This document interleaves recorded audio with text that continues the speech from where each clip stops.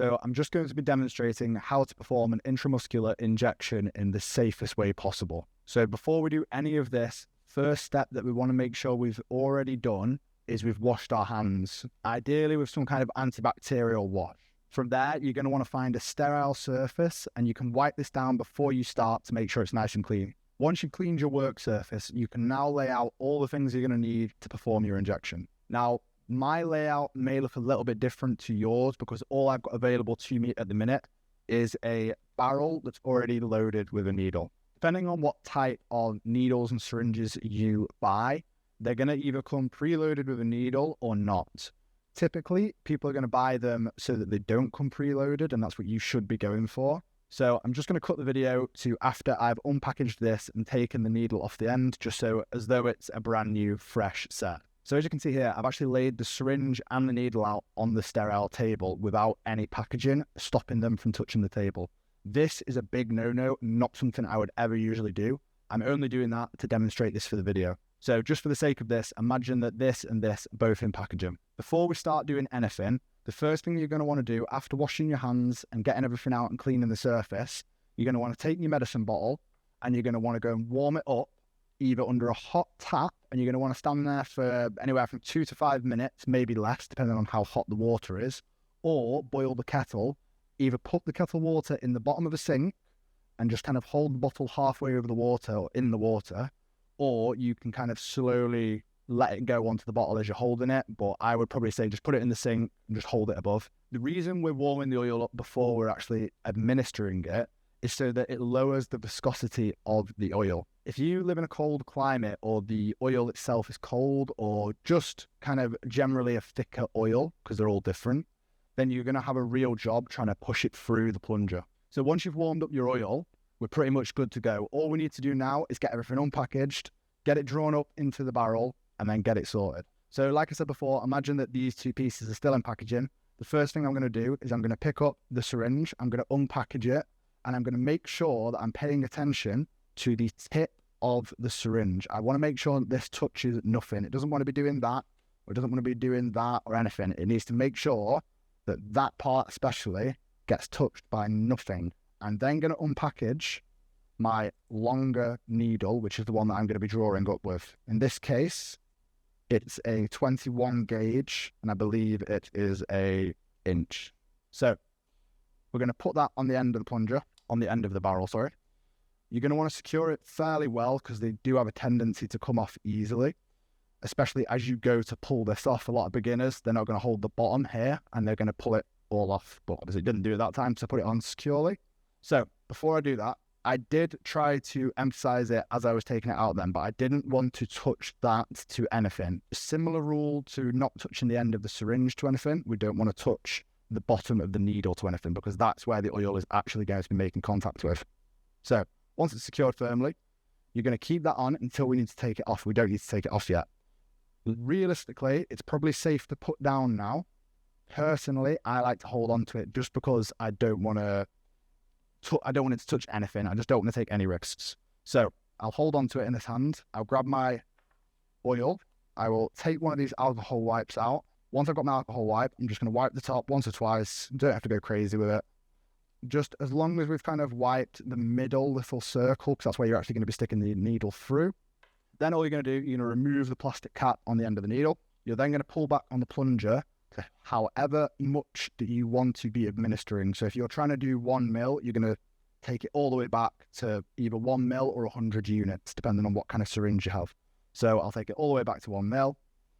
And then what I would do, I would keep that air in the syringe and then I would insert it into the bottle, insert the air, and then I've created negative pressure in the barrel. So the reason we're doing that is to allow the oil to come back into the syringe at a better rate because it's got something negative that's pushing against it. Just for the sake of the video and to not just randomly put air into this bottle, I'm not going to be injecting any air into it. So imagine that it's still got air in the syringe. I'm going to hold the bottle downwards. I'm going to insert the needle. I'm going to insert the air, just like so. I'm then going to turn it up, and then we should see that it fairly easily is drawn down into the bottle. I'll just draw a little bit, and then you're going to spend a little bit of time there, just making sure that obviously you've got the amount you want. It might take a second to fill up to 1 mil. you're probably going to see that it's going to have a little bubble at the top once you've initially drawn it back. All you're going to want to do is just, whilst you've still got it in the bottle, obviously, just push the air out and then redraw it. And over time, it might take 1 or 2 little goes, but it should fill with oil, so it should be okay after a minute or so. Then once you're done, just like I did a minute ago, pull it out of the bottle. Then you're going to pull back on the plunger just to make sure that the oil isn't in the tip of the needle, because if you take it off in a second, if there's still oil in the top, obviously it's going to squirt everywhere. And, well, it won't squirt everywhere, but it'll just kind of like fall out. And it's also then touching, you know, the atmosphere and air, as we want to trying to keep it in this pressurized barrel for as long as we can. So then we're going to change the head of the needle. I won't do this until I have taken the smaller one out of the packaging. Obviously, it's already been taken out of the packaging, so imagine that I've just taken it out of the packaging.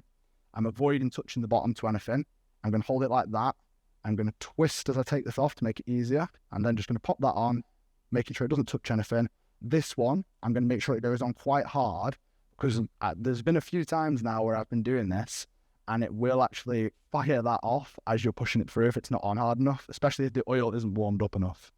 So once we've got that all secured, we're now safe. That's safe, okay? There's no bacteria can get in there because we've still got the tip on. So we can kind of be a bit more relaxed of how we're holding this now. And realistically, you definitely probably could put this down now. But again, I don't like to do that. I just like to hold on to it. So we have got our oil in our syringe ready for injection. We've got our last alcohol wipe. And what we're going to do with this, we're going to be wiping the area we're about to perform the injection to make sure it's nice and clean and that no bacteria is going to enter as we put the needle in. So I'm just going to imagine that it's my shoulder. I'm going to take the wipe out, trying not to put it down or make sure I'm touching anything else with it before it actually does its job.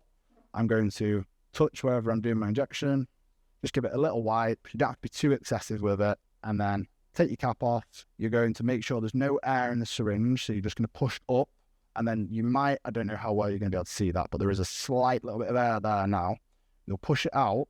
And then anything that's left, all you're going to do is flick the end of your needle quite hard to make sure you've got a firm grip. And that's going to lift all the air bubbles right up to the top. Once they're at the top, you're just going to apply a little bit of pressure to the plunger again, get all the air bubbles out. As you can see now, we're getting a little bit of oil out as well. Flick around a little bit, getting a couple of bubbles out there. As long as you've got all the big ones out, you'll be fine. If there's a few little ones, don't worry about it. I stopped caring about those years ago. So as long as you're not injecting like 1 mil or 0.5 mil of air into you, you're going to be fine. And it's only going to affect you if you're doing it into a vein anyway. So the chances of it actually doing any damage to you is very, very low. As long as you're not doing it purposely, you're going to be fine. Get out what you can and don't worry. So now the needle's ready for injection. All we're going to do, again, we don't want to be putting it down anywhere because we've taken the lid off. It's primed now, ready to enter the body. We're just going to pop it in whichever area that we are injecting to. Obviously, I can't show that for YouTube reasons. Once we're done, just take it out, put all the lids back on everything to make sure that no bin men get a needle through their finger, because it's not very nice to do that. And then ideally, you're going to dispose of this in a sharps bin, but put the caps back on. You could probably just pop it in a normal bin, to be honest. In terms of injection sites, the best places to inject, you're going to be doing probably your delts or your glutes to start with. This is where most people are going to begin. I started with my delt, and I kind of just switched between the two delts for a while and then added my glutes in. Ideally, we want to be utilizing as many muscles as possible to make sure that we've got as big of a rotation time between injections.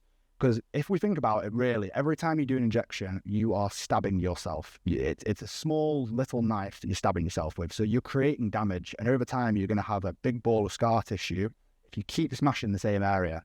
This isn't to say that this is going to build up over a year. This is like 30, 40 years of heavy steroid use. You might get something like this. But it does happen. So just to avoid any issues like that from the get-go, rotate your injections correctly. I would say for most beginners, it's probably enough just to go from delt, glute, glute, and then keep working like that, depending on your frequency, depending on what kind of needles you're using. Once you've kind of got the hang of them, if you are looking to explore other sites, I would say probably try your lats first. They're going to be the easiest. Then I would say maybe your quads. But I personally am a little bit hesitant about the quads nowadays because I have had some bad experiences with them in the past.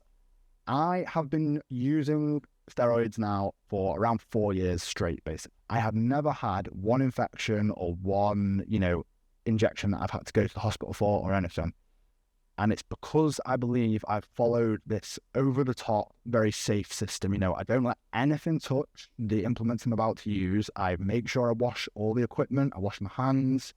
I make sure that when I'm heating the bottle up, I'm not letting any water touch the top of the bottle. I'm that OCD about it.